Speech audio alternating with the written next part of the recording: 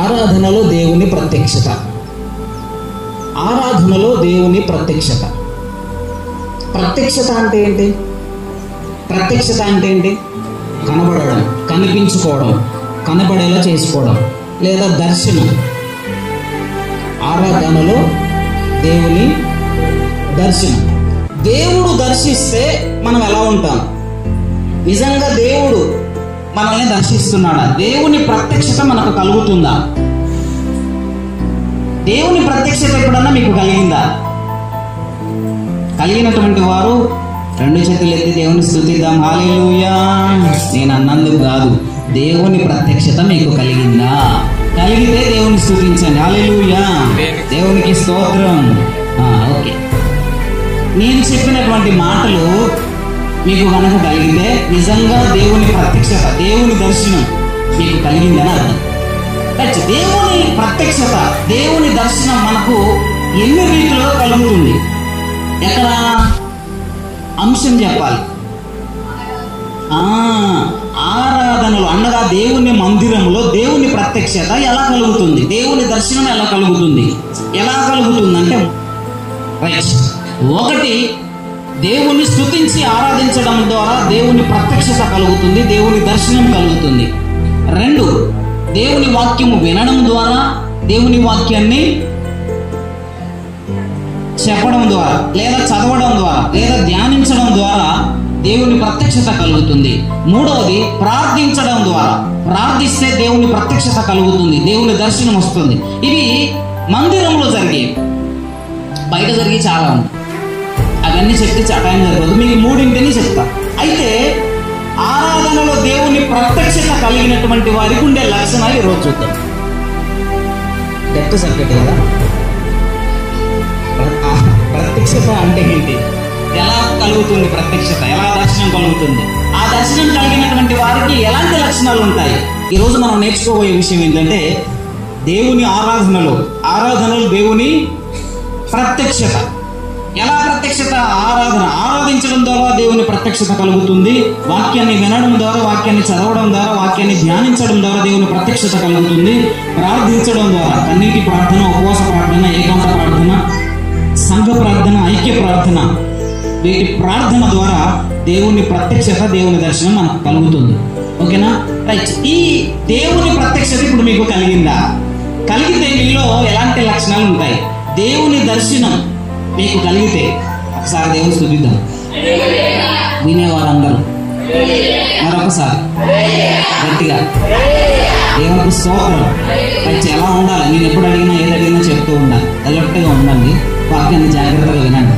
దేవుని ప్రత్యక్షతలో, దేవుని ప్రత్యక్షత, దేవుని దర్శనం, మందిరంలో మనకు దర్శనం, దేవుని దర్శనం కనుక జరిగితే మనలో మార్పులు జరుగుతాయి. ఆ మార్పులు ఏంటో చూడండి.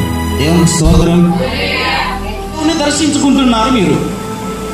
మీ జీవితంలో ఎన్ని ఆరాధనలు జరిగాయి? ఎన్ని ఆదివారపు ఆరాధనలు జరిగాయి? ఎన్ని పండుగలు జరిగాయి? ఎన్ని శుక్రవారపు ఆరాధనలు జరిగాయి? ఎన్ని పుట్టిన రోజులు, ఎన్ని పెళ్లి రోజులు, ఎన్ని బోలెడు, ఎన్ని పెళ్లిళ్ళు జరిగినందులో ఎప్పుడన్నా దేవుని దర్శనం మీకు కలిగిందా?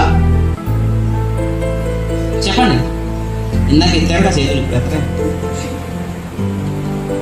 దేవుని దర్శనం, ఆరాధనలో దేవుని ప్రత్యక్షత ఎలా కలుగుతుంది? ఆరాధించడం వలన కలుగుతుంది, వాక్యాన్ని వినడం ద్వారా, ధ్యానించడం ద్వారా కలుగుతుంది, ప్రార్థించడం ద్వారా కలుగుతుంది. ఈ మూడింటిలో మీకు ఎప్పుడైనా దేవుని దర్శనం కలిగిందా? దేవుని దర్శనం కలిగితే ఏం మార్పులు జరిగాయి? ఆరాధనలో దేవుని దర్శనాన్ని పొందుకున్నాడు ఒక ఆయన, యెషయా ప్రవక్త 6వ అధ్యాయంలో ఉంటుంది. మార్పు జరిగిందా? జరగలేదా? ఏమన్నాడు ఆయన?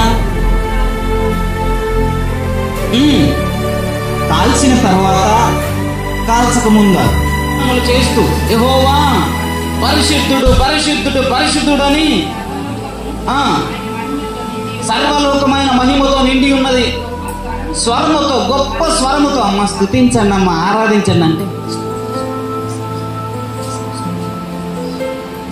ఎంత గొప్ప స్వరము! ఆరాధనలో దేవుని ప్రత్యక్షత రావాలంటే ఎంత చిన్నగా మాట్లాడితే ఎంత ప్రత్యక్షత ఉంది. గడప కమ్ముల పునాదులు, అది దర్శనం, అది అసలు ఆరాధన అంటే. అలాంటి ఆరాధన కనుక చేస్తే దేవుని దర్శనం పొడగొలుగుద్ది. దేవునికి మహిమ కలుగును గాక. యెషయా గారు దేవుణ్ణి స్తుతించి దేవుని ఆరాధించారు. ఆయనకు దర్శనమైంది. ఏమైందో తెలుసా? అయ్యో ప్రభువా, నేను అప్పుడు అర్థమైంది ఆయనకి, దేవుని ప్రత్యక్షత కలిగితే మనలో మార్పులు జరుగుతాయి. యెషయాలో మార్పు జరిగింది. ఏం మార్పు జరిగింది? నేను అపవిత్రమైన జనుల మధ్య ఉన్నాను ప్రభువా, నా పెదవులు అపవిత్రమైనటువంటి పెదవులు, అపవిత్రమైనటువంటి మాటలు మాట్లాడేవాడిని నేను, నన్ను పరిశుద్ధిని చేయ ప్రభు అంటే అప్పుడు బలిపీఠం మీద నుంచి కారుతో తీసిన నిప్పును తీసుకొచ్చి పెదవులకు తగిలిస్తే పవిత్రుడయ్యాడు. మార్పు జరిగిందా లేదా? ఇంకా నేను వాక్య ధ్యానంలోనికి వెళ్ళలే, జస్ట్ ఎగ్జాంపుల్ చెప్తున్నా అంతే. ఆరాధనలో మార్పు కలిగింది యెషయా గారికి. తర్వాత వాక్యాన్ని వింటాను, వాక్యాన్ని వినడం ద్వారా ఒక వ్యక్తిలో మార్పు కలిగింది. చాలా మంది ఉన్నారు, ఎగ్జాంపుల్ కూడా చెప్తా. ఎవరా వ్యక్తి? వెరీ గుడ్ అమ్మా. లూదియా హృదయము తెరవబడింది. ఎలా తెరవబడింది? మాటల మీద లక్ష్యం ఉంచింది. వాక్యాన్ని వినడం ద్వారా హృదయము తెరవబడతా. అదే దేవుని ప్రత్యక్షత. దేవుని దర్శనం అంటే ఏంటి? మార్పులు జరగాలి. ఆదివారం ఆరాధనకు వచ్చి మనం వెళ్ళేటప్పుడు కదా మార్పు జరగాలి. దేవునికి మహిమ కలుగును గాక. లూదియా వాక్యాన్ని విన్నది, హృదయం తెరవబడింది, కుటుంబం అంతా బాప్తిసం తీసుకున్నారు, రక్షణ పొందుకున్నారు. దేవునికి మహిమ కలుగును గాక. ఆరాధన చేసినందుకు దేవుని ప్రత్యక్షత జరిగితే మార్పు జరిగింది. వాక్యాన్ని విన్నందుకు చెప్పండి, మాట్లాడండి. లూదియా హృదయం తెరవబడింది, కుటుంబం రక్షణలోకి వచ్చింది. మూడవదిగా ప్రార్థన. మోషే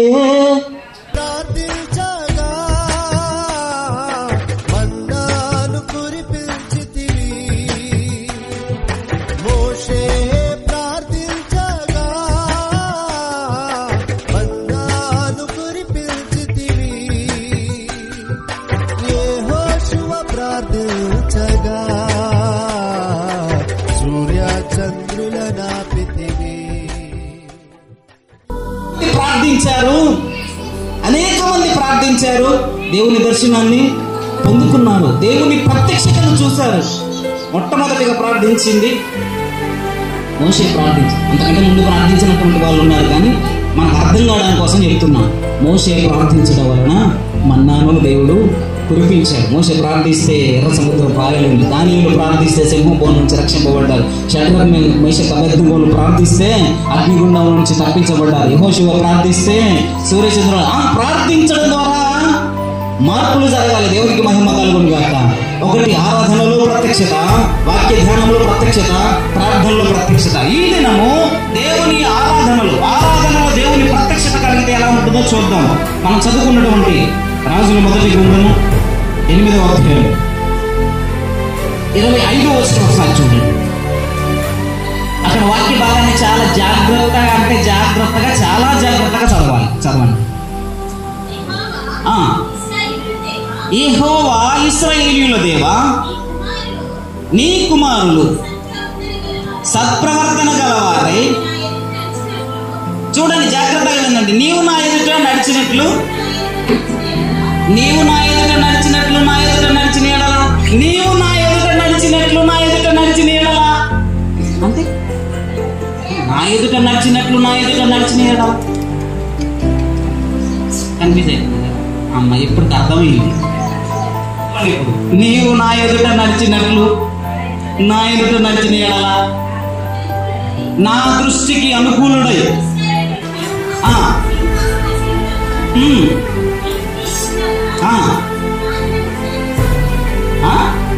చాలా జాగ్రత్తగా మీరు వింటే అర్థమవుతుంది. ఈ మనవి అనగా ఈ ప్రార్థన చేసేది ఎవరంటే సొలొమోను గారు చేస్తున్నారు. ఏమని చేస్తున్నారంటే ఇక్కడ చాలా జాగ్రత్తగా వినండి. నేను తండ్రిని, ఆయన కొడుకు. ఇప్పుడు సొలొమోను గారు ప్రార్థన చేస్తున్నా. ఏమని ప్రార్థన చేస్తున్నా అంటే, నీవు నా ఎదుట నడిచినట్లు. ఎవరు? మళ్ళా చదువు. కుమారులు సత్ప్రవర్తన గలవారు. అంటే మీ కొడుకులు మంచి ప్రవర్తన గలవారు. ఎవరైతే మీ పిల్లలు మంచి ప్రవర్తన గలవారై ఉంటారో, నీవు ఎలా నడిచావో వారు కూడా నా ఎదుట అలా నడిస్తే అని దాని అర్థం. నీవు నా ఎదుట నడిచినట్లు, నా ఎదుట నడిస్తే ఎవరు? పిల్లలు. చదవండి, మరలా చదవండి. 25వ వచనం. యెహోవా ఇశ్రాయేలీయుల దేవా, ఇప్పుడు వినండి జాగ్రత్తగా. మీ కుమారులు సత్ప్రవర్తన గలవారి, మంచి ప్రవర్తన గలవారి. ఎవరు? నీవు నా ఎదుట నడిచినట్లంటే తండ్రి అనగా దావీదు గారు నీవు నా ఎదుట నడిచినట్లు నీ పిల్లలు కూడా నా ఎదుట నడిచినట్లయితే అది లెక్క. అప్పుడు నేను ఇచ్చే వాగ్దానం స్థిరపరుస్తాను. అర్థమైందా? ఇంకేమన్నా కన్ఫ్యూజ్ అవుతుంది? అర్థమైందా? దేవునికి మహిమ కలుగును గాక. అర్థం కాకపోతే మరలా చెప్తా. ఈయన సొలొమోను గారు ఏమంటున్నారంటే, ప్రభువా మీ పిల్లలు మంచోళ్ళు అయితే దావీదుకి ఇచ్చినటువంటి వాగ్దానాన్ని నెరవేర్స్తానన్నావు కదా, దావీదలా నీ ఎదుట మంచిగా నడిచాడు, నీ పిల్లలు కూడా అనగా దావీదు పిల్లలు కూడా నీ ఎదుట మంచిగా నడిస్తే నేను ఇచ్చినటువంటి వాగ్దానాన్ని స్థిరపరుస్తాను అని అన్నావు కదా అని చేస్తా అని ప్రార్థన చేస్తా ఉన్నాడు. దీన్ని ధ్యానించడానికి బోలెడు టైం పట్టింది. అర్థమవుతుందా? సొలొమోను గారు ప్రార్థించారు. ఏమన్నా తెలుసా? ఇప్పుడు దేవుని ఆరాధనలో దేవుని ప్రత్యక్షత కలిగితే ఏం జరుగుతుందో తెలుసా? ఏం జరుగుతుంది? ఇప్పుడు చదవండి, మరలా చదవండి ఆ మాటను. నీ కుమారులు సత్ప్రవర్తన గలవారై, దేవునికి మహిమ కలుగును గాక. దేవుని మందిరానికి వచ్చిన వారందరూ దేవుని ప్రత్యక్షత కలిగితే వారు ఏం చేయబడతారు? సత్ప్రవర్తన గల వారిగా మార్చబడతారు. దేవునికి మహిమ కలుగును గాక. దేవుని ఆరాధనలో జరిగే మొట్టమొదటి కార్యం ఏంటిదో తెలుసా? రైట్, మనమందరము మార్చబడతాం. నిజంగా దేవుడు దర్శిస్తే మన హృదయాలలో ఉన్నటువంటి బుద్ధి, దేవునికి అయిష్టమైనటువంటి బుద్ధి అంతా మార్చబడుతుంది. దేవుని సన్నిధికి వచ్చినటువంటి వాడికి కోపం పోతుంది, దేవుని సన్నిధికి వచ్చినటువంటి వాడికి పాపం పోతుంది, దేవుని సన్నిధికి వచ్చినటువంటి వాడికి శాపం పోతుంది. ఎందుకు? దేవుడు దర్శిస్తే అవన్నీ పోతాయి. దేవుడిని దర్శించాలి లేదా దేవుడే మనల్ని దర్శించాలంటే ఆరాధన చేయాలి, వాక్యాన్ని వినాలి, ప్రార్థన చేయాలి. అప్పుడు దేవుని దర్శనం మనకు కలుగుతుంది. దేవుడు దర్శిస్తే మనలో సత్ప్రవర్తన కలుగుతుంది. దేవునికి మహిమ కలుగును గాక. ఆరాధనలో దేవుని ప్రత్యక్షత కలిగితే జరిగే మార్పు ఏంటి? మన ప్రవర్తన మార్చబడుతుంది. దేవునికి మహిమ కలుగును గాక. బోలెడు మంది ఉన్నారు. బావి దగ్గరకు వచ్చింది ఒక ఆమె కొండ పట్టుకొని. దేవుని దర్శనం కలిగింది. ఏం జరిగింది? అది లెక్క. దేవుని దర్శనం కనుక మనకు జరిగితే మనలో మార్పులు జరుగుతాయి. జరగవు? మనలో మార్పులు జరుగుతాయా లేదా? అంతకంటే 1000 రెట్ల శక్తి కలిగినటువంటి దేవాది దేవుడు. ఇప్పుడు చెప్పండి, దేవుడు మిమ్మల్ని ఎప్పుడైనా దర్శించాడా? ఏదో కొద్ది గట్ల బ్యాటరీలు ఉన్నాయా? పెద్ద షాకింగ్ కొట్టలే కానీ జస్ట్ ఒళ్ళు జల్లు ఉంటుంది అంతే, చచ్చిపోరు. మీకు విషయం తెలుసా? ఇప్పుడు ఈ బ్యాటరీలు ఉన్నాయే, ఈ బ్యాటరీలు కూడా షాక్ కొడతాయి. తెలుసా మీకు? నోట్లో పెట్టుకున్నారనుకో ఒళ్ళు జల్లు ఉంటుంది. ఇప్పుడు మన దర్శనం ఏంటంటే పాట పాడినప్పుడు, ఆరాధన చేసినప్పుడు ఒళ్ళు జల్లు ఉంటుంది అంతే, ఇంకేం ఉండదు. మనలో మార్పులు జరగవు. ఇది దేవుని దర్శనం కాదు, దేవుని ప్రత్యక్షత కాదు. దేవునికి మహిమ కలుగును గాక. నిజంగా నీ ఒళ్ళు జల్లుమంటే అరికాల నుంచి నన్నెత్తి వరకు జలధరించి చెమటలు పట్టి తిమ్మిరి పట్టిందనుకో, అప్పుడు నీలో మార్పు ప్రారంభమవుతుంది. అది నిజమైనటువంటి దేవుని ప్రత్యక్షత. దేవునికి మహిమ కలుగును గాక. హల్లెలూయా. దేవునికి స్తోత్రం. కొద్ది గట్టిగా చెప్దాం. 2 చేతులు ఎత్తి దేవుని చెప్దాం. 2 చేతులు ఎత్తి గట్టిగా దేవునికి స్తోత్రం. హల్లెలూయా. బతికుండగానే చెప్పాలి దేవునికి స్తోత్రం. చచ్చినాక అట్లా చెప్పలేము. చెప్తావా? చెప్పొచ్చులే అమ్మా, నీకేం తెలుసు. చచ్చిపోయిన వాళ్ళు బోలెడమని చెప్తా ఉన్నారు. చెప్పట్లేదా? చెబుతున్నారా లేదా? చెబుతున్నారా లేదా?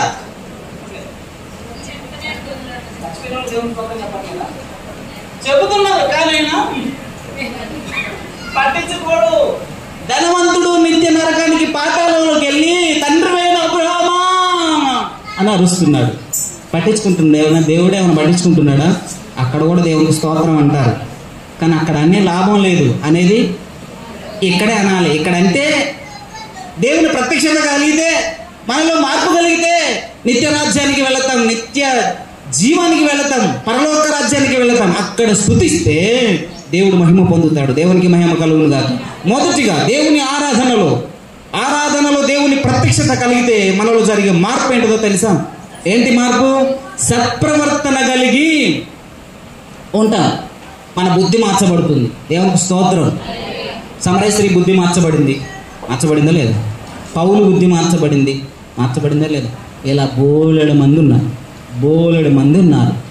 అందరి బుద్ధి మార్చబడింది. దేవునికి మహిమ కలుగును గాక. 3వ అధ్యాయము 5వ వచనం ఒకసారి చూడండి.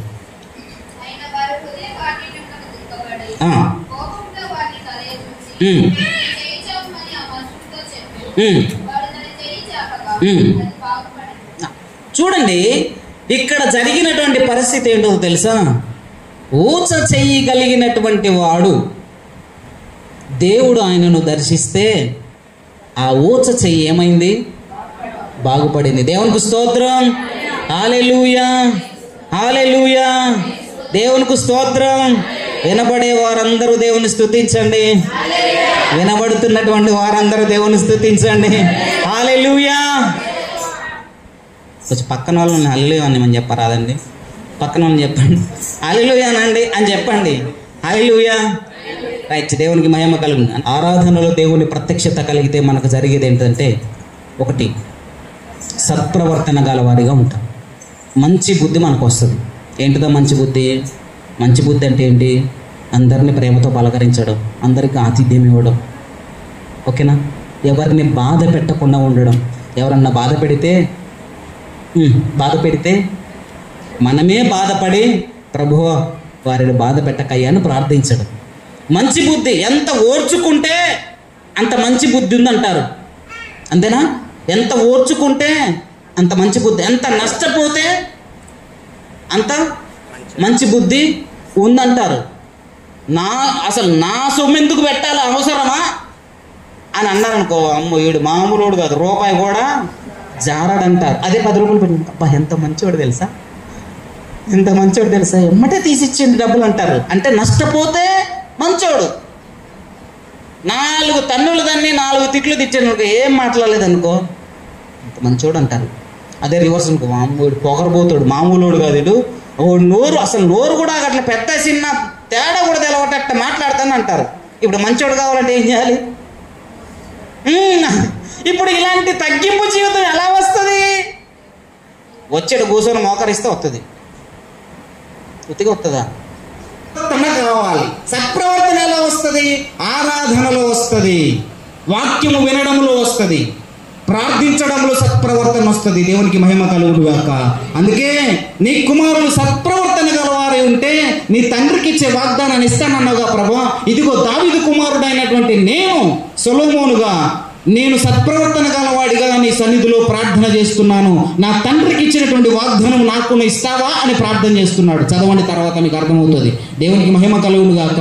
ఆరాధనలో దేవుని ప్రత్యక్షత కలిగితే మనలో సత్ప్రవర్తన కలిగి ఉంటాం. రెండవదిగా ఎండిపోయినటువంటి చేయి జీవము గలదిగా మార్చబడుతుంది. ఆమేన్. దేవునికి మహిమ కలుగును గాక. దేవుని ప్రత్యక్షత కలిగితే మనలో జీవం వస్తుంది. దేవుని ప్రత్యక్షత కలిగితే మనలో ఆరోగ్యం వస్తుంది.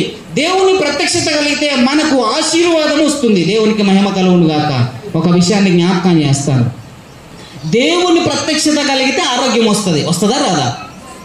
చెప్పండి గట్టిగా. వస్తుంది గట్టిగా. దేవుని ప్రత్యక్షత కలిగితే ఆరోగ్యం వస్తుంది. రైట్. పౌలు గారికి ఆరోగ్యం ఉందా? పౌలు గారికి ఆరోగ్యం ఉందా? ప్రత్యక్షత కలిగితే ఏం జరుగుతుంది? 1 సత్ప్రవర్తన కలిగి ఉంటాం. 2 స్వస్థత. అంతేనా? స్వస్థత రావాలి కదా. మీకు అందరికీ స్వస్థత ఉందా? మాట్లాడాలి. దేవుని ప్రత్యక్షత కలిగినటువంటి వారికి స్వస్థత కలుగుతుంది. ఊచ చెయ్యగలిగినటువంటి వారిని దేవుడు దర్శించి ఎండిపోయిన చెయ్యిని జీవము గల చెయ్యిగా మార్చాడు, ఆరోగ్యవంతమైనటువంటి చెయ్యినిచ్చాడు. దేవునికి మహిమ కలుగును గాక. చచ్చిపోయిన లాజరు పరిస్థితి ఏంటి చెప్పండి? ఎందుకు రాలేదు స్వస్థత అంటే వారికి కలిగింది శారీరకరమైన స్వస్థత కాదు, ఆత్మీయమైనటువంటి స్వస్థత. చెప్పండి.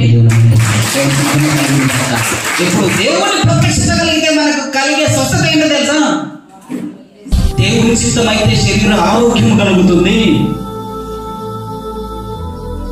అంతకంటే ప్రాముఖ్యంగా ఆత్మీయమైనటువంటి ఆరోగ్యం కలిగి ఉంటాం. దేవునికి స్తోత్రం.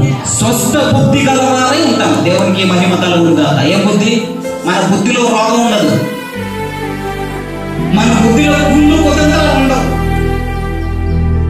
మంచి ముందు ఒక మాట, మంచి లేనప్పుడు ఒక మాట, మనసు లోపల ఒక మాట, పెదాల మీద ఒక మాట, అట్లా ఉండదు.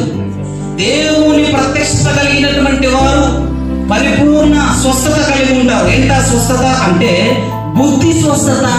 దేవునికి మహిమ కలుగును గాక. అపోస్తలుడైనటువంటి పౌలుకి చెడ్డ బుద్ధి అనే రోగం ఉంది. దేవుని దర్శనం కలిగిన తర్వాత ఆ చెడ్డ బుద్ధి అనే రోగం పోయింది. ఏమంటున్నాడు తెలుసా? చచ్చేంత వరకు నేను నీ కొరకే బ్రతుకుతా, బ్రతికేంత వరకు నీ కొరకే బ్రతుకుతా, చస్తే లాభము ప్రభువా, చస్తే నాకు మేలు అంటున్నాడు. మరి రోగం ఎందుకు పోలేదు అంటే రోగంతో నాకు సంబంధం లేదు. అడుగుదా ఇంత ఇచ్చినో లేకపోతే లేదు. నా బుద్ధికి ఆరోగ్యం ఇచ్చిన దేవా నీకు స్తోత్రం. నేను చచ్చిపోతే అక్కడికి వెళ్తా. రోగం అనే బుద్ధి కలిగినటువంటి వారు, అనగా మన బుద్ధికి రోగం ఉంటే చచ్చిపోతే పరలోకానికి వెళ్ళం. ఇప్పుడు మనకు రోగము, బుద్ధికి ఉన్నటువంటి రోగం బుద్ధి ఆయన ప్రత్యక్షతలో. దేవునికి మహిమ కలుగుతుంది. అర్థమవుతుందా? ఒకటి స్వస్థత బుద్ధి, రెండు జీవము కలిగినటువంటి మార్పు. మంచి బుద్ధి ఉన్నవాడు ఎప్పుడు ఆరోగ్యంగా ఉంటాడు, మంచి బుద్ధి ఉన్నవాడు ఎప్పుడు నవ్వుతూనే ఉంటాడు. మంచి బుద్ధి ఉన్నటువంటి వారు ఎప్పుడు ఆశీర్వదించబడుతూనే ఉంటారు. దేవునికి మహిమ కలుగుతుంది. దేవుని స్తోత్రం. ఎండిపోయిన మన జీవితాలకు జీవం వస్తుంది. ఒకప్పుడు ఎండిపోయి ఉన్నాడు పౌలు గారు. ఎప్పుడైతే దర్శనం, దేవుని ప్రత్యక్షత కలిగిందో ఆయనలో జీవం వచ్చేసింది. ఆ జీవాన్ని బట్టి అనేక సంఘాలు, అనేక ఆత్మలను రక్షించాడు. ఒకప్పుడు అనేక మందిని హింసించాడు, అనేకులను ఇబ్బంది పెట్టాడు, అనేకులను తిట్టాడు, అనేకులను కొట్టాడు, అనేకులను చంపాడు. ఆ బుద్ధికి రోగం ఉంది. దేవుని దర్శించడం వలన ఆ బుద్ధికి ఉన్నటువంటి రోగం పోయింది. దేవునికి మహిమ కలుగును గాక. శరీరానికి ఉన్నటువంటి రోగం పోలేదు, కానీ బుద్ధిలో ఉన్నటువంటి రోగం పోయింది. ఇదేనా మనకందరికి ఉండే రోగం ఏంటంటే దేవుని ఆరాధనలు. దేవుడు మనల్ని కనుక దర్శిస్తే మనకున్న రోగాలు పోవును గాక, మనకు స్వస్థత కలుగును గాక, మనలో జీవం నింపబడును గాక. ఏంటది? ఏ స్వస్థత? మనలో ఉన్నటువంటి కుళ్ళు కుతంత్రాలన్నీ పోవును గాక. ఆరాధనలో దేవుని ప్రత్యక్షత కలిగితే ఇంకా నా బుద్ధిని నేను మార్చుకుంటా, దేవుని కొరకే బ్రతుకుతా, ఇంకెన్ని రోజులు బ్రతుకుతామో ఏమో తెలియదని మన బుద్ధికి స్వస్థత వస్తుంది. దేవునికి మహిమ కలుగును గాక. రెండోది జీవము కలిగినటువంటి వారిగా మనం ఉంటాము. ఒకటి సత్ప్రవర్తన కలిగినటువంటి వారంగా ఉంటాము. రెండవ మార్పు ఏంటంటే జీవము కలిగిన వారంగా, ఆరోగ్యం కలిగినటువంటి వారంగా, ఆత్మీయమైనటువంటి బుద్ధి కలిగినటువంటి వారంగా ఉంటాము. మూడోది నేను జ్ఞాపకం చేస్తాను. మూడోది మనం చదువుకున్నటువంటి పత్రికా పాఠంలో నుంచి ప్రకటన గ్రంథము 14:4 త్వరగా సహాయం చేయి.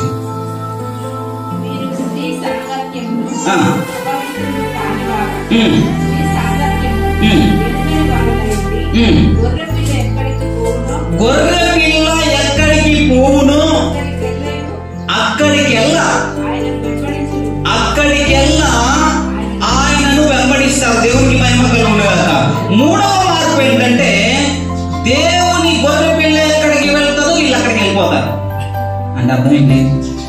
ఎక్కడ దేవుని సన్నిధి ఉంటే అక్కడికి వెళ్ళిపోతారు, ఎక్కడ ఆరాధన కనపడితే అక్కడికి వెళ్ళిపోతారు, ఎక్కడ స్థుతి ఆరాధన ఉంటే అక్కడికి వెళ్ళిపోతారు, ఎక్కడ ఇద్దరు ముగ్గురు ఆయన పేరట ఉంటారో అక్కడికి వెళ్ళిపోయి కూర్చుంటారు, ఎక్కడ అపవిత్రులు మాట్లాడుతుంటే అక్కడి నుంచి వెళ్ళిపోతారు, ఎక్కడ బూతులు మాట్లాడితే అక్కడి నుంచి వెళ్ళిపోతారు, ఎక్కడ అసహ్యమైన కార్యాలు ఉంటే అక్కడి నుంచి వెళ్ళిపోతారు. మరి ఎక్కడికి వెళ్తారు వీళ్ళు అంటే ఎక్కడ దేవుని గొర్రె పిల్ల ఉంటుందో చదవడం మాట.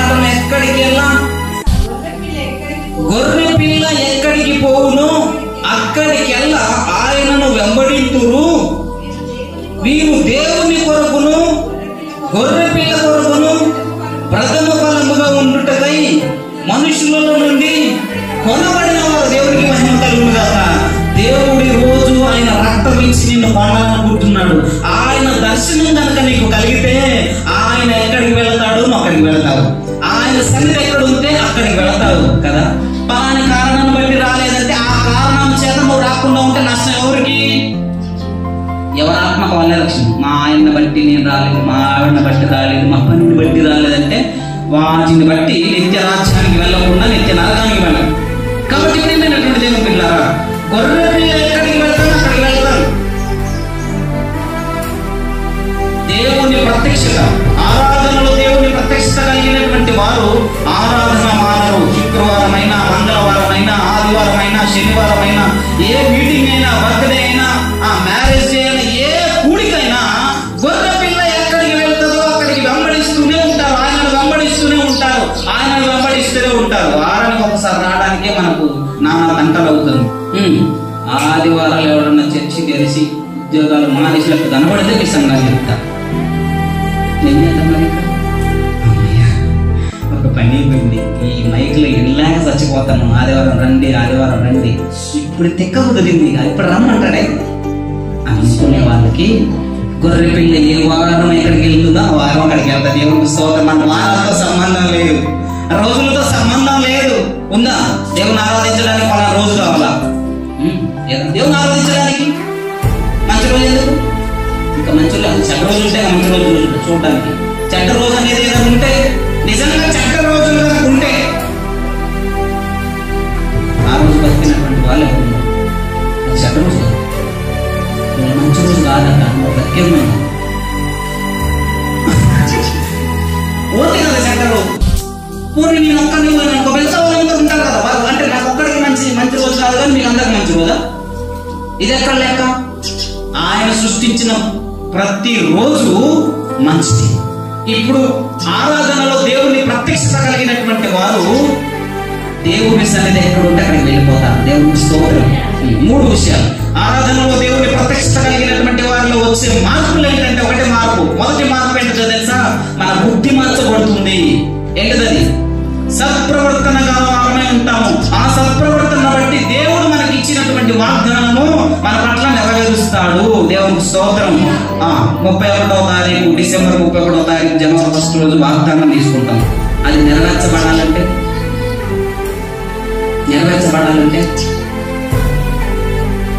దేవుని దర్శనం కావాలి. అంతేనా? ఇందిరమ్మ ఇళ్లలో మీ పేరు ఉందనుకోండి, ఉన్నంత సరిపోయిదా? ఆయన ఇచ్చినటువంటి వాగ్దానం మనలో నెరవేర్చబడాలి అంటే సత్ప్రవర్తన రావాలి. ఎలా సత్ప్రవర్తన వస్తుంది? ఆయన ప్రత్యక్షత మనకు కావాలి. ఎలా ప్రత్యక్షం అవుతాడు ఆయన అంటే ఆరాధన ద్వారా గాని మాట్లాడాలి, వాక్యం ద్వారా గాని, ప్రార్థన ద్వారా గాని ఆయన ప్రత్యక్షత మనకు లభిస్తే సత్ప్రవర్తన వారమై ఉంటాము. అప్పుడు ఆయన ఇచ్చే వాగ్దానం మన పట్ల నెరవేర్చబడుతుంది. రెండవది, ఎండిపోయినటువంటి జీవితాలు, అనారోగ్యమైనటువంటి మన బుద్ధులు ఆరోగ్యవంతంగా, జీవము కలిగిగా ఆయనను వెంబడించే వారిగా మార్చబడతాం. దేవునికి స్తోత్రం. కాబట్టి ప్రియమైన దేవుని బిడ్డలారా, మూడవది, ఆయన ఎక్కడికి వెళితే అక్కడికి వెళ్తాం. ఎక్కడ ఉన్నాడు ఆయన? ఎక్కడ ఇద్దరు ఆయన నామంలో ఉంటారు. ఎక్కడ పడితే అక్కడ ఉంటాడా? పిచ్చి కూతురు మాట్లాడుకుంటాం 10 మంది ఉన్నారు అనుకోండి, పోనీ 2 ఉన్నారు అనుకోండి, అక్కడ ఉంటాడు ఆయన. ఎక్కడ ఆయన సన్నిధిలో ఆయన, ఎక్కడ 2-3 నా నామంలో ఏకీభవిస్తారో వారి మధ్య నేను ఉంటా. మలకిలో ఉంటది కదా, యెహోవా యందు భయభక్తులు గల వారు ఒకరితో ఒకరు మాట్లాడుకొని చుండగా యెహోవా చెవియొక్కి ఆలకించెను అని ఉంటుంది. దేవునికి స్తోత్రం. ఇప్పుడు ఎక్కడ ఉంటాడు ఆయన? ఎక్కడ 2-3 ఆయన నామములో ఉంటారో వారి మధ్య ఉంటారు. ఇప్పుడు వీళ్ళు ఏం చేస్తారు? అక్కడికి వెళ్తారంటే, ఇక్కడ ఆరాధన జరుగుతుందట, మనం వెళ్ళి కూర్చుందామని వెళ్తారు. ఆరాధనలో పాల్గొంటారు, ఆరాధనను అనుభవిస్తారు, దేవుని స్తుతిస్తారు, ఆయనను వెంబడిస్తారు. ఎక్కడ ఉంటే అక్కడికి వెళ్ళిపోవడానికి సిద్ధంగా ఉంటారు. దేవునికి స్తోత్రం. కాబట్టి ప్రియమైన దేవుని బిడ్డలారా, ఒకటి సత్ప్రవర్తన కలిగి మనం మసలుకుంటాం దేవుని దర్శనం కనుక మనకు వస్తే. ఇప్పుడు చెప్పండి, దేవుని దర్శనం కలుగుతుందంటారా? ఉంటుందంటారా? మన మాల దగ్గర సెంట్ ఆండ్రూస్ చర్చిలో దైవ దర్శనం ఎప్పుడన్నా కలుగుతుందా? ఈ వారం నేను దర్శనం చేసిన దేవుడిని దర్శనం చేసుకుంటాం. నా మార్పు దగ్గర ఒకటి, సత్ప్రవర్తన అనే మార్పు రావాలి.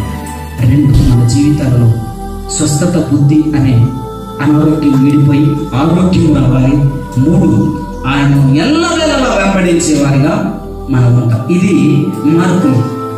దేవుని ప్రత్యక్షత కనుక మనకు జరిగితే మనలో వచ్చే మార్పులు 3 ఉంటాయి. కాబట్టి మార్పు కలిగినటువంటి వారు ఏమంటారంటే 148వ కీర్తన ఒకసారి చూడండి. 148వ కీర్తన 148వ కీర్తన 14వ వచనం చూడండి. 14వ వచనం,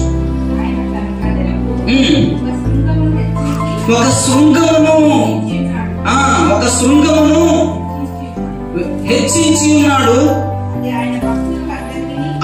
అది ఆయన భక్తులకందరికీ ఆయన చెంత చేరిన జనులకును ఇశ్రాయేలీయులకును అది ప్రఖ్యాతికరముగా ఉన్నది. దేవునికి మహిమ కలుగును గాక. కాబట్టి ప్రియమైనటువంటి దేవుని బిడ్డలారా, ఈ ప్రవర్తన, ఈ మార్పును కలిగినటువంటి వారికి దేవుడు ఒక శృంగమును హెచ్చించి ఉన్నాడు. మీకు ఒక శృంగం ఉంది. ఆ నిత్య రాజ్యానికి మనం వెళ్ళడానికి ఆయన ప్రతి వారము మిమ్మల్ని దర్శించాలని చూస్తూ ఉన్నాడు. ఆయన మిమ్మల్ని దర్శించాలని వస్తే మీరు ఆయనను దర్శించుకోలేకపోతున్నారు. ఎలా దర్శించుకోలేకపోతున్నారు అంటే ఆరాధన చేయలేక ఆయనను దర్శించలేకపోతున్నారు. ఆయన మీ దగ్గరకు వచ్చాడు. లోకంలోనికి నిజమైన వెలుగుండెను, ఆ వెలుగు లోకంలోనికి వచ్చాడు. కానీ గ్రహింపబడి యేసయ్య ఆల్రెడీ ఆయన పరిశుద్ధాత్మను ఇక్కడికి పంపించాడు. కానీ ఆయనను మనము దర్శించలేకపోతున్నాము. ఎందుకు దర్శించలేకపోతున్నాము? ఆయనను దర్శించలేకపోవడానికి గల కారణం ఏంటి అంటే ఉన్నాయి. మీ పాపములే నాకు అడ్డుగా ఉన్నాయి. ఈ పాపాన్ని విడిచిపెట్టకుండా దేవుణ్ణి ఆరాధిస్తే ఆయన దర్శనము కలగదు. ఈ పాపములను అడ్డు పెట్టుకొని ఆయనను దర్శించాలని అనుకుంటే నీ ప్రవర్తనలో మార్పు రాదు. నీ అనారోగ్యము ఆరోగ్యంగా మార్చబడదు. నీ బుద్ధి మార్చబడదు. నీ వంకర బుద్ధి తిన్నగా మార్చబడదు. ఈ పాపములు ఒప్పుకొని దేవుని వాక్యాన్ని వింటే ఆ వాక్యము నీ అంతరంగములోనికి వెళ్ళి నీకు జీవాన్ని ఇస్తుంది. ఊచ చేయగలవాణిని మార్చింది, ఆరోగ్యవంతుడిగా మార్చింది. ఈరోజు వంకర బుద్ధి కలిగినటువంటి రోగగ్రస్తులందరినీ దేవుడు ఆరోగ్యవంతులుగా మార్చును గాక. దేవునికి మహిమ కలుగును గాక. ఇక మార్చబడినటువంటి వారందరూ ఎక్కడికి వెళ్తారంటే చూడండి, దర్శనం కలగట్లే. ఆయన దర్శనము కలిగితే మార్పు కలుగుతుంది. ఇంకా ఆయన్నే వెంబడించాలని ఆలోచన కలుగుతుంది. ఎందుకు గొర్రె పిల్ల ఎక్కడ ఉంటే చూడండి. నిజంగా దేవుని దర్శనం కలిగినటువంటి వారు ఏం చేస్తారు తెలుసా? వాళ్ళని పిలిచాడు దేవుడు. ఎవరిని? చేపలు పట్టే వాళ్ళని పిలిచాడు. పిలిస్తే వాళ్ళను విడిచి వెంబడించారు. సమస్తమును విడిచిపెట్టి, భార్య పిల్లల్ని విడిచిపెట్టి, పని వాళ్ళని విడిచిపెట్టి, చేపలను విడిచిపెట్టి వాళ్ళని వెంబడించారు. విడిచిపెట్టాలంటే ఆవిడ ఎప్పుడే తాలింపు వేస్తున్నా మాడిపోయింది. వాళ్ళు వదిలిపెట్టారు. ఏమైతుంది? వదిలిపెడితే ఏమవుతుంది? వదిలిపెడితే ఏమవుతుంది? మాడిపోతుంది. అందుకని మాడిపోయింది ఎట్టుకోమని ఇబ్బంది అవుతుంది. కానీ అసలు మొదలు పెట్టడమే తప్పు. మొదలు పెట్టడమే తప్పు, వదిలిపెట్టడమే రైతు. దేవునికి మహిమ కలుగును గాక. వదిలిపెట్టి వచ్చినటువంటి వారికి దేవుని ప్రత్యక్షత కలుగుతుంది. దేవునికి స్తోత్రం. దేవుని ప్రత్యక్షత కలిగినటువంటి వారే వదిలిపెడతారు. వదిలిపెట్టి దేవుణ్ణి వెంబడించినటువంటి వారు నిత్య రాజ్యానికి వారసులు. అందుకే కదా వాళ్ళ పేర్లు అక్కడ రాయించాడు. 12 మందిని 12 సింహాసనములు ఎందుకు ఉంచేశాడు తెలుసా? వదిలిపెట్టి వచ్చారు, నన్ను వెంబడించారు. నేను ఎక్కడికి పోతే సముద్రంలోకి పోతే సముద్రానికి వచ్చారు. నావ ఎక్కితే నావ, ఓడ ఎక్కితే ఓడ. ఎక్కడ పల్లె ప్రాంతాలకు వెళ్ళి అక్కడికి వచ్చారు. ఎవరు? శిష్యులు. మనం పద్మం వాళ్ళ ఇంట్లో ప్రార్థన అంటామా? అంత దూరం ఆటో పెడతారా? అయ్యా ఇప్పుడు రాలేము, చీకటి పడుతుంది, చిన్నపిల్లలు ఉన్నారు, మేము రాలేములే. ప్రత్యక్షత కలిగినటువంటి వారు ఆయన వెంబడిస్తారు. వదిలిపెట్టైనా వెంబడిస్తారు. మహిమ కలుగునుగాక. హల్లెలూయా. దేవుని ప్రత్యక్షత కలిగినటువంటి వారిలో సత్ప్రవర్తన ఉంటుంది. ఎండిపోయినటువంటి జీవితము, పాప జీవితము, పాత జీవితము గతించిపోయి నూతన జీవము, నూతన ఆరోగ్యము, నూతన శరీరము, నూతనమైనటువంటి స్వభావము ఈ ప్రత్యక్షతలో మనం పొందుకుంటాము. మూడవదిగా ఆయనను వెంబడిస్తాము. దేని కొరకు మనం వెంటాడము, దేని కొరకు ప్రాకులాడము, ఆస్తి కొరకు, సంపాదన కొరకు, భార్య కొరకు, పిల్లల కొరకు, ఇంకా దేని కొరకు వెంటబడి వాటి వెనకాల వెళ్ళం. ఒక ఆయన వెళ్ళాడు, యాజీ వెళ్ళాడు. అసలు ఎన్ని డబ్బులు, ఎన్ని బట్టలు, ఆగండియా పుణ్యానికి వస్తాను మీరు బలగన్నారు. మళ్ళీ తర్వాత ఆగండి, అయిన తర్వాత మళ్ళీ ఏమేంటి సన్నగుణాల వస్త్రాలు చెప్పండి అమ్మా అని ఆరాధన వదిలిపెట్టి, సేవకుడిని వదిలిపెట్టి, దేవుడి సన్నిధిని వదిలిపెట్టి తెచ్చుకోవడానికి పోయింది. చక్కగా పిల్లట పాలు కళ్ళు మూసుకొని పాలు తాగి నాకేం ఎలా ఉంటుంది. ఈయన చక్కగా సొమ్మంతా తెచ్చుకున్నాడు, ఇంట్లో పెట్టుకున్నాడు. మళ్ళీ ఏమైనా నెట్ వచ్చి అయ్యగారి దగ్గర కూర్చున్నాడు. ఏం సంగతి గ్యాస్ ఎక్కడికి వెళ్ళింటే ఎటు పోలేదు అయ్యగారు, నేను ఇక్కడే ఉన్నా. ఎందుకు పరిశుద్ధ ఆత్మను మోసపుచ్చుతావు, నీతో పాటు మా రాలేదా, వాడికి వదిలిపెట్టింది నీకు డబ్బులు కాక అన్నాడు. అనడం లేదా? కాకపోతే లాంగ్వేజ్ వేరేగా ఉంది, నేను మాట్లాడే విధానం వేరేగా ఉండొచ్చు. ఆయనకి వెళ్ళిపోయినటువంటి కుష్టు నీకు ఒక్కడికే కాదు. చెప్పండి, నీకు ఒక్కడికే కాదు, నీకును. మా అర్థం అవుతుంది, జాగ్రత్త. దేవునితో నేనన్నా కాదు, ప్రేమ దేవుని వెళ్ళారు, వాళ్ళు తప్పుగా అర్థం చేసుకోవద్దు. ఆయన అన్నారు, సేవకుడు అన్నాడు, దేవుని సన్నిధిని, ఆయన ప్రత్యక్షత మనం అనుభవించాలి. మనలో మార్పు రావాలండి. ఎంతకాలం ఈ భక్తి చేయాలి, ఎంతకాలం చేస్తారు ఈ భక్తి? దొల్లిపించుకుని వెళ్ళిపోయే భక్తి. ఎందుకు ఈ భక్తి? సాయి నగర్ ఒక పాట పాడతారు, వద్దు వద్దు వద్దు ఓరన్నా, ఈ పులుముకున్న భక్తి వద్దురా ఓరన్నా, ఈ అలుముకున్న భక్తి వద్దురా ఓరన్నా. ఈ పులుముకున్న భక్తి ఏమిటంటే ఉట్టింటే చూడండి, పిల్లల కూడా బూడిదలో కూర్చొని చక్కగా ఇట్లా అంటది. ఇష్టకనంగానే ఏం చేస్తుంది, ఇట్లా లేకపోతే అసలు బూడిద ఇంత కూడా ఉండదు దానికి. మనం కూడా అంతే, వస్తాం చక్కగా ఎంత బుద్ధిగా స్తోత్రం వేసేలా ఉంటుంది. ఇక లేచిన తప్ప అయిపోయింది భక్తి. మన భక్తి కులుముకున్న భక్తి అయిపోయింది. మార్పు లేదు, మన మాటల్లో మార్పు లేదు, మన బుద్ధిలో మార్పు లేదు, యేసుని వెంబడించడం మార్పు లేదు. జీవం కలిగినటువంటి క్రైస్తవులుగా ఉన్నటువంటి జీవం మనలో కనబడట్లేదు. ఏది దేవుని ప్రత్యక్షత? దేవుని దర్శనం ఎక్కడుంది? ఆరాధనలో దేవుని ప్రత్యక్షత కలిగి ఎల్లవేళలా ఆయన్ని వెంబడిస్తావు. అందుకొరకే ఇలా దేవుని ప్రత్యక్షతను అనుభవించినటువంటి వారి కొరకు ఆయన ఒక శృంగమును స్థాపించి ఉన్నాడు. మనమందరము ఆ శృంగములోనికి వెళ్ళి ఆ నిత్య రాజ్యములో ఆయనతో పాటు ఉండి యుగ యుగాలు ఆయన సన్నిధిని అనుభవిద్దాం. అలాంటి కృప దేవాది దేవుడు మనకందరికీ అనుగ్రహించారు.